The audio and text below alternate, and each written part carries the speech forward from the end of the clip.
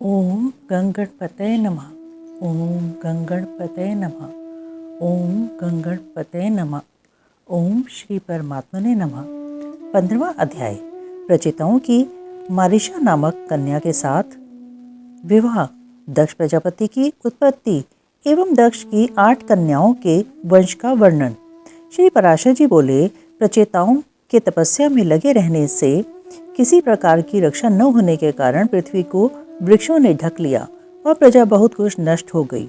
आकाश वृक्षों से भर गया था, इसलिए 10,000 वर्ष तक न तो वायु ही चला और न प्रजा ही किसी प्रकार की चेष्टा कर सकी।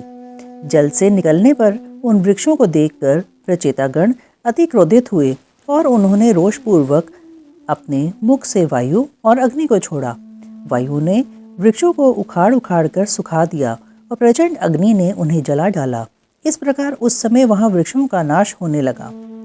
तब वह भयंकर वृक्ष प्रलय देखकर थोड़े से वृक्षों के रह जाने पर उनके राजा सोम ने प्रजापति प्रचेताओं के पास जाकर कहा, हे नृपतिगण, आप क्रोध शांत कीजिए और मैं जो कुछ कहता हूँ सुनिए। मैं वृक्षों के साथ आप लोगों की संधि करा दूंगा। वृक्षों से उत्पन्न हुई इस सुंदर वर्ण वाली रथ स्वरूप कन्या का मैंने पहले से ही भविष्य को जानकर अपनी अमृतमय किरणों से पालन पोषण किया है। वृक्षों की यह कन्या मारिशा नाम से प्रसिद्ध है। यह महाभागा इसलिए ही उत्पन्न की गई है कि निश्चय ही तुम्हारे वंश को बढ़ाने वाली तुम्हारी भार्या हो। मेरे और तुम्हारे आधे आधे तेज से इसके परम विद्वान दक्ष नामक प्रजापति उत्पन्न होंगे। वह तुम्हारे तेज के सहित मेरे अंश से युक्त होकर अपने तेज के कारण अग्नि के समान होगा और प्रजा की खूब वृद्धि करेगा। पूर्व काल में वेद वेत्ताओं में श्रेष्ठ एक कंडू नामक मुनीश्वर थे।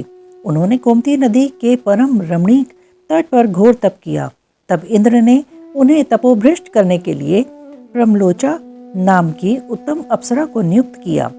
उस मंजूहासिनी ने उन ऋषि श्रेष्ठ को विचलित कर दिया। उसके द्वारा शुद्ध होकर वे 100 से भी अधिक वर्ष तक विषयासक्त चित्त से मंदराचल की कंदरा में रहे। तब हे महाभाग, एक दिन उस अप्सरा ने कंडू ऋषि से कहा, हे ब्राह्मण, अब मैं स्वर्गलोक को जाना चाहती हूँ। आप प्रसन्नता पूर्वक मुझे आज्ञा दीजिए। उसके ऐसा कहने पर उसमें आसक्त हुए मुनि ने कहा, भद्रे, अभी कुछ दिन और रहो। उनके ऐसा कहने पर उस सुंदरी ने महात्मा कंडू के साथ अगले 100 वर्ष तक और रहकर नाना प्रकार के भोग भोगे। तब भी उसके यह पूछने पर कि भगवान, मुझे स्वर्गलोक को जाने की आज्ञा दीजिए, ऋषि ने यही कहा कि अभी और ठहरो। तदंतर 100 वर्षों से कुछ अधिक बीत जाने पर उस सुमुखी ने प्रणय युक्त मुस्कान से सुशोभित वचनों से फिर कहा, ब्राह्मण, मैं अब स्वर्ग को जाती हूँ। यह सुनकर मुनि ने उस विशालाक्षी को आलिंगन कर कहा, अय सुब्रू, अब तो तू बहुत दिनों के लिए चली जाएगी, इसलिए क्षण भर तो और ठहर। तब वह सुश्रोणी उस ऋषि के साथ क्रीड़ा करती हुई 200 वर्ष से कुछ कम और रही। हे महाभाग, इस प्रकार जब जब वह सुंदरी देवलोक को जाने के लिए कहती, तभी तभी कंडू ऋषि उससे यही कहते थे कि अभी ठहर जा। मुनि के इस प्रकार कहने पर प्रणय भंग की पीड़ा को जानने अपने दाक्षिण्य वश तथा मुनि के शाप से भयभीत होकर उन्हें न छोड़ा तथा उन महर्षि महोदय का भी कामासक्त चित्त से उसके साथ अहर्निश रमण करते करते उसमें नित्य नूतन प्रेम बढ़ता गया। एक दिन वे मुनिवर बड़ी शीघ्रता से अपनी कुटी से निकले और उनके निकलते समय वह सुंदरी बोली, आप कहाँ जाते हैं? उसके इस प्रकार पूछने पर मुनि ने कहा, हे शुभे, दिन अस्त हो चुका है, इसलिए मैं संध्योपासना करूंगा, नहीं तो नित्य क्रिया नष्ट हो जाएगी। तब वह सुंदर दांतों वाली ने उन मुनीश्वर से हंसकर कहा, हे सर्वधर्मज्ञ, क्या आज ही आपका दिन अस्त हुआ है? हे विप्र, अनेकों वर्षों के पश्चात आज आपका दिन अस्त हुआ है, इससे कहिए किसको आश्चर्य न होगा। मुनि बोले, भद्रे, नदी के सुंदर तट पर तुम आज सवेरे ही तो आई हो। मैंने आज ही तुमको अपने आश्रम में प्रवेश करते देखा था। अब दिन के समाप्त होने पर यह संध्या काल हुआ है, फिर सच तो कहो, ऐसा उपहास क्यों करती हो? ब्रह्मलोचा बोली, ब्राह्मण, आपका यह कथन कि तुम सवेरे ही आई हो ठीक ही है, इसमें झूठ नहीं, परंतु उस समय को तो आज सैकड़ों वर्ष बीत चुके। सोम ने कहा। तब उन विप्रवर ने उस विशालाक्षी से कुछ घबराकर पूछा, अरे भीरू, ठीक ठीक बता, तेरे साथ रमण करते मुझे कितना समय बीत गया। ब्रह्मलोचा ने कहा, अब तो 907 वर्ष 6 महीने तथा 3 दिन और भी बीत चुके हैं। ऋषि बोले, अरे भीरू, यह तू ठीक कहती है। हे शुभे, मेरी हंसी करती है। मुझे तो ऐसा ही प्रतीत होता है कि मैं इस स्थान पर तेरे साथ केवल एक ही दिन रहा हूँ। ब्रह्मलोचा बोली, हे ब्राह्मण, आपके निकट में झूठ कैसे बोल सकती हूँ, और फिर विशेषतया उस समय जबकि आज आप अपने धर्म मार्ग का अनुसरण करने में तत्पर होकर मुझसे पूछ रहे हैं। सोम ने कहा, हे राजकुमारों, उसके ये सत्य वचन सुनकर मुनि ने मुझे धिक्कार है, मुझे धिक्कार है, ऐसा कहकर स्वयं ही अपने को बहुत कुछ भला बुरा कहा। मुनि बोले, ओह, मेरा तप नष्ट हो गया। जो ब्रह्मवेताओं का धन था वह लुट गया और विवेक बुद्धि मारी गई। ओहो, स्त्री को तो किसी ने मुंह उपचाने के लिए ही रचा है। मुझे अपने मन को जीतकर 6 उर्मियों से अतीत पर ब्रह्म को जानना चाहिए, जिसने मेरी इस प्रकार की बुद्धि को नष्ट कर दिया। उस कामरूपी महाग्रह को धिक्कार है। नरक ग्राम के मार्ग रूप इस स्त्री के संग से वेद वेद्य भगवान की प्राप्ति के कारण रूप मेरे समस्त व्रत नष्ट हो गए। इस प्रकार उन धर्मज्ञ मुनिवर ने अपने आप ही अपनी निंदा करते हुए वहां बैठी हुई उस अप्सरा से कहा, अरे पापिनी, अब तेरी जहां इच्छा हो चली जा। तूने अपनी भावभंगी से मुझे मोहित करके इंद्र का जो कार्य था वह पूरा कर लिया। मैं अपने क्रोध से प्रज्वलित हुए अग्नि द्वारा तुझे भस्म नहीं करता हूँ, क्योंकि सज्जनों की मित्रता साथ पग साथ रहने से हो जाती है, और मैं तो इतने दिन तेरे साथ निवास कर चुका हूँ। अथवा इसमें तेरा दोष भी क्या है जो मैं तुझ पर क्रोध करूँ? दोष तो सारा मेरा ही है, क्योंकि मैं बड़ा ही अजितेंद्रिय हूँ।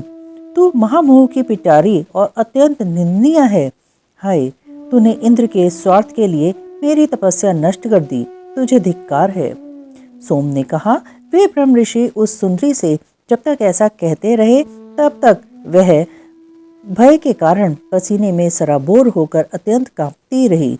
इस प्रकार जिसका समस्त शरीर पसीने में डूबा हुआ था और जो भय से थरथर कांप रही थी, उस ब्रह्मलोचा से मुनि श्रेष्ठ कंडू ने क्रोधपूर्वक कहा, अरे तू चली जा, चली जा।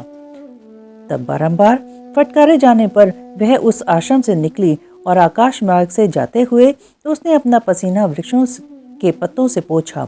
वह बाला वृक्षों के नवीन लाल लाल पत्तों से अपने पसीने से तर शरीर को पोंछती हुई एक वृक्ष से दूसरे वृक्ष पर चलती गई। उस समय ऋषि ने उसके शरीर में जो गर्भ स्थापित किया था वह भी रोमांच से निकले हुए पसीने के रूप में उसके शरीर से बाहर निकल आया। उस गर्भ को वृक्षों ने ग्रहण कर लिया, उसे वायु ने एकत्रित कर दिया और मैं अपनी किरणों से उसे पोषित करने लगा। इससे वह धीरे धीरे बढ़ गया। वृषाग्र से उत्पन्न हुई वह मरीषा नाम की सुमुखी कन्या तुम्हें वृक्षगण समर्पण करेंगे। अतः अब ये क्रोध शांत करो। इस प्रकार वृक्षों से उत्पन्न हुई वह कन्या ब्रह्मलोचा की पुत्री है तथा कंडू मुनि की, मेरी और वायु की भी संतान है। श्री पराशर जी बोले, हे मैत्रेय, तब यह सोचकर कि प्रचेतागण योग भ्रष्ट की कन्या होने से मारिशा को अग्राह न समझें, सोमदेव ने कहा, साधु श्रेष्ठ, भगवान कंडू भी तप के क्षीण हो जाने से पुरुषोत्तम क्षेत्र नामक भगवान विष्णु की निवास भूमि को चले गए। और हे राजपुत्रों, वहां वे महायोगी एक निष्ठ होकर एकाग्रचित से ब्रह्मपार मंत्रों का जप करते हुए उधर बाहु रहकर श्री विष्णु भगवान की आराधना करने लगे।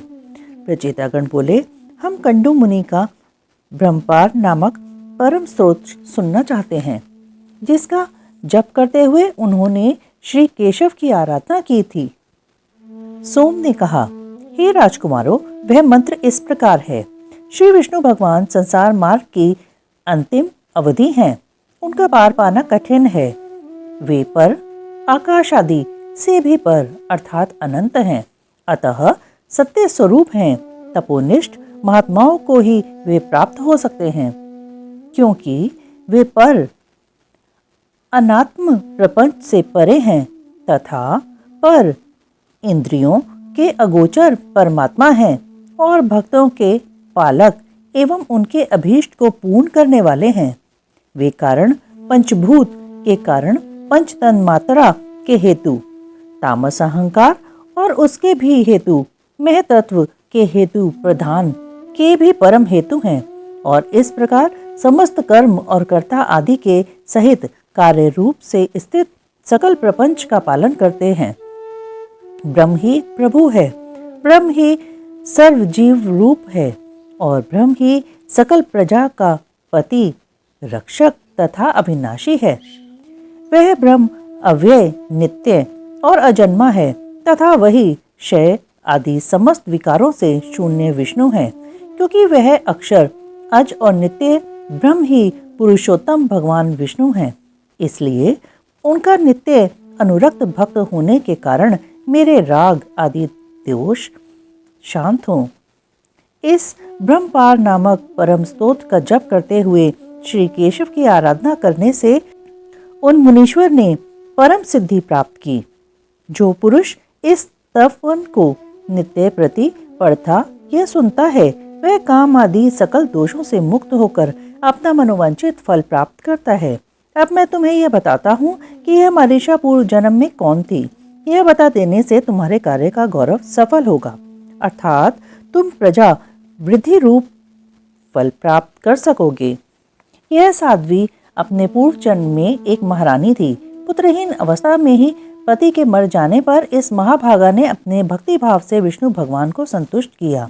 इसकी आराधना से प्रसन्न हो विष्णु भगवान ने प्रकट होकर कहा, हे शुभे, वर मांग।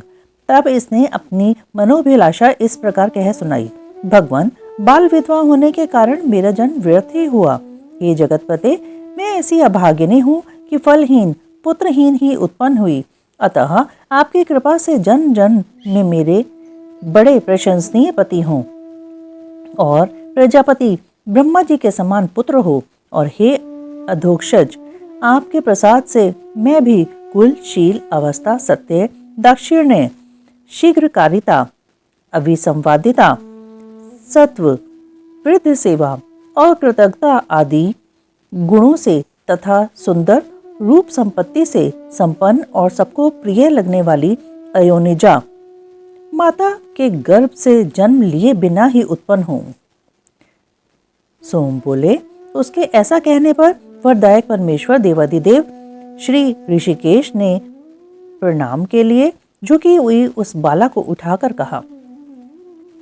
भगवान बोले, तेरे एक ही जन्म में बड़े पराक्रमी और विख्यात कर्मवीर 10 पति होंगे और हे शोभने, उसी समय तुझे प्रजापति के समान एक महावीर्यवान एवं अत्यंत बल विक्रम युक्त पुत्र भी प्राप्त होगा। वह इस संसार में कितने ही वंशों को चलाने वाला होगा और उसकी संतान संपूर्ण त्रिलोकी में फैल जाएगी तथा तू भी मेरी कृपा से उदार रूप, गुण संपन्ना, सुशीला और मनुष्यों के चित्त को प्रसन्न करने वाली अयोनिजा ही उत्पन्न होगी। हे राजपुत्रों, उस विशालाक्षी से ऐसा कहे भगवान अंतर्ध्यान हो गए और वही यह मारीशा के रूप से उत्पन्न हुई तुम्हारी पत्नी है।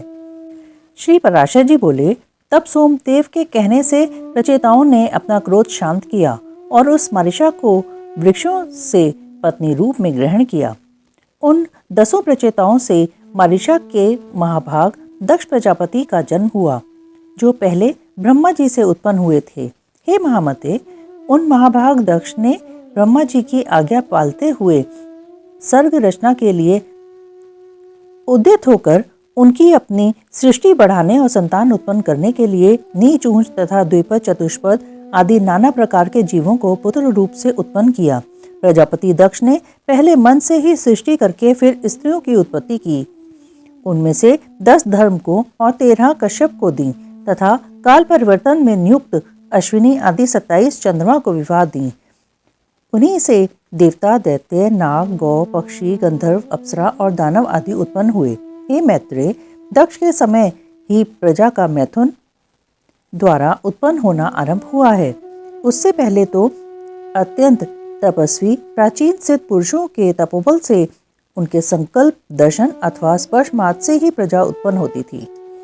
श्री मैत्रेय जी बोले, हे महामुने, मैंने तो सुना था कि दक्ष का जन्म ब्रह्मा जी के दाएं अंगूठे से हुआ था। फिर वे प्रचेताओं के पुत्र किस प्रकार हुए?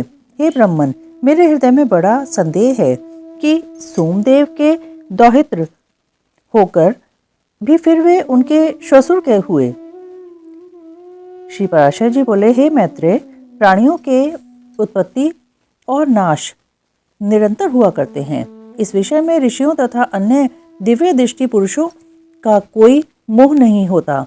मुनि श्रेष्ठ, ये दक्षादि युग युग में होते हैं और फिर लीन हो जाते हैं। इसमें विद्वान को किसी प्रकार का संदेह नहीं होता। ये द्विजोत्तम, इनमें पहले किसी प्रकार की ज्येष्ठता अथवा कनिष्ठता भी नहीं थी। उस समय तप और प्रभाव ही उनकी ज्येष्ठता का कारण होता था। श्री मैत्रेय जी बोले, हे ब्राह्मण, आप मुझसे देव, दानव, गंधर्व, सर्प और राक्षसों की उत्पत्ति विस्तार पूर्वक कहिए। श्री पराशर जी बोले, हे महामुने, स्वयंभू भगवान ब्रह्मा जी की ऐसी आज्ञा होने पर कि तुम प्रजा उत्पन्न करो, दक्ष ने पूर्व काल में जिस प्रकार प्राणियों की रचना की थी वह सुनो। उस समय पहले तो दक्ष ने ऋषि, गंधर्व, असुर और सर्प आदि मानसिक प्राणियों को ही उत्पन्न किया। इस प्रकार रचना करते हुए जब उनकी वह प्रजा और न बढ़ी तो उन प्रजापति ने सृष्टि की वृद्धि के लिए मन में विचार कर मैथुन धर्म से नाना प्रकार की प्रजा उत्पन्न करने की इच्छा से वीरण प्रजापति की अति तपस्विनी और लोक धारिणी पुत्री असिकनी से विवाह किया। तदंतर वीर्यवान प्रजापति दक्ष ने सर्प की वृद्धि के लिए वीरण सुता असिकनी से 5 सहस्र पुत्र उत्पन्न किए। उन्हें प्रजावृद्धि के इच्छुक देख प्रियवादी देवर्षि नारद ने उनके निकट जाकर इस प्रकार कहा, हे महापराक्रमी हर्यश्व गण, आप लोगों की ऐसी चेष्टा प्रतीत होती है कि आप प्रजा उत्पन्न करेंगे। सो मेरा यह कथन सुनो। खेद की बात है, तुम लोग अभी मेरे अनभिज्ञ हो, क्योंकि तुम इस पृथ्वी का मध्य, उधर और अधर कुछ भी नहीं जानते। फिर प्रजा की रचना किस प्रकार करोगे? देखो, तुम्हारी गति इस ब्रह्मांड में ऊपर नीचे और इधर उधर सब और अप्रतिहत है। अतः हे अज्ञानियों, तुम सब मिलकर इस पृथ्वी का अंत क्यों नहीं देखते? नारद जी के ये वचन सुनकर वे सब भिन्न भिन्न दिशाओं में चले गए और समुद्र में जाकर जिस प्रकार नदियां नहीं लौटती, उसी प्रकार वे भी आज तक नहीं लौटे। इस प्रकार चले जाने पर प्रचेताओं के पुत्र दक्ष ने वरुणी से 1 सहस्त्र पुत्र और उत्पन्न किए।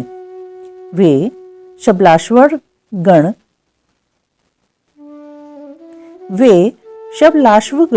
भी प्रजा बढ़ाने के इच्छुक हुए, किंतु हे ब्राह्मण, उनसे नारद जी ने ही फिर पूर्वोक्त बातें कह दी। तब वे सब आपस में एक दूसरे से कहने लगे, महामुनि नारद जी ठीक कहते हैं, हमको भी इसमें संदेह नहीं है। अपने भाइयों के मार्ग का ही अवलंबन करना चाहिए।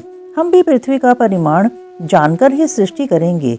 इस प्रकार वे भी उसी मार्ग से समस्त दिशाओं को चले गए और समुद्रगत नदियों के समान आज तक नहीं लौटे। हे द्विज, तब से ही यदि भाइयों को खोजने के लिए भाई ही जाए तो वह नष्ट हो जाता है। अतः विज्ञ पुरुष को ऐसा न करना चाहिए। महाभाग, दक्ष प्रजापति ने उन पुत्रों को भी गए जान नारद जी पर बड़ा क्रोध किया और उन्हें शाप दे दिया। हे मैत्रेय, हमने सुना है कि फिर उस विद्वान प्रजापति ने सर्ग वृद्धि की इच्छा से वरुणी से 60 कन्याएं उत्पन्न की।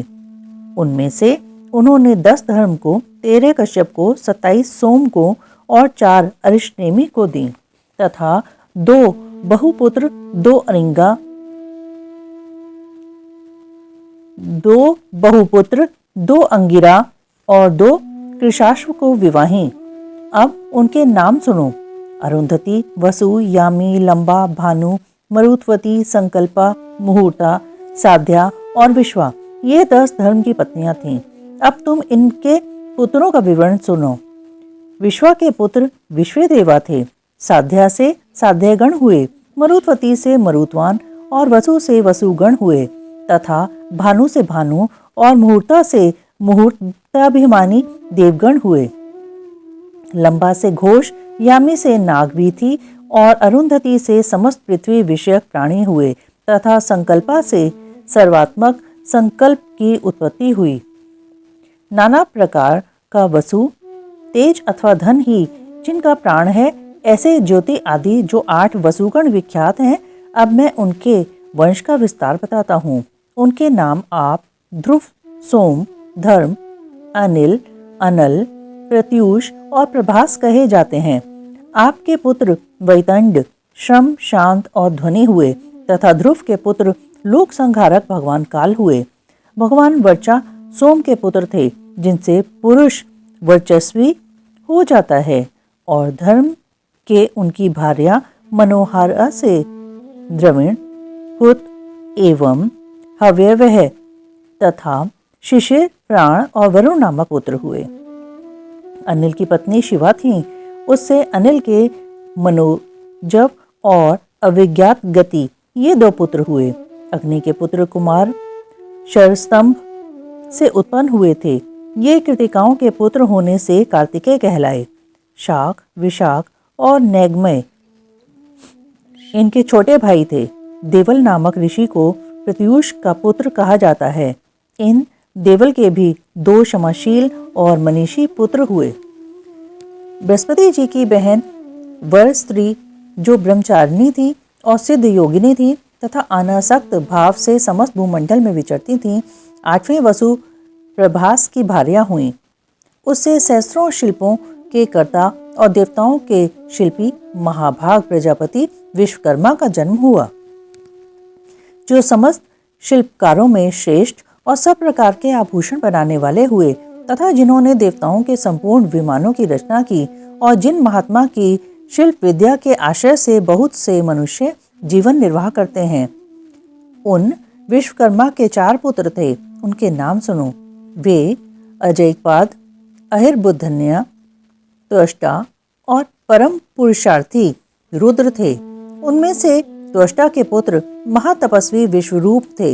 हे महामुने, हर बहुरूप, त्र्यंबक, अपराजित, वृक्षाकपि, शंभु, कपर्दी, रैवत, मृगव्याध, शर्व और कपाली, ये त्रिलोकी के अधीश्वर 11 रुद्र कहे गए हैं।